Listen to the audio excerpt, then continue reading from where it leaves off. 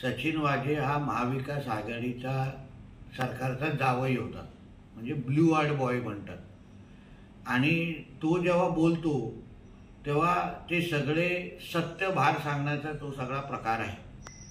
आता काचेच्या घरात राहणाऱ्या लोकांनी अन्य लोकांवर दगड मारू नये हे आज सकाळी अनिल देशमुखांना कळलं असेल। ज्या अर्थी आमच्या फडणवीस साहेबांवर काही दिवसा अगोदर मोठे पेन ड्राईव्ह हलवत आरोप करत होते, आता जरा सकाळी जे सचिन वाझेंनी सत्य सांगितलंय त्याहीबद्दल जरा एक पेन ड्राईव्ह दाखवा आम्हाला।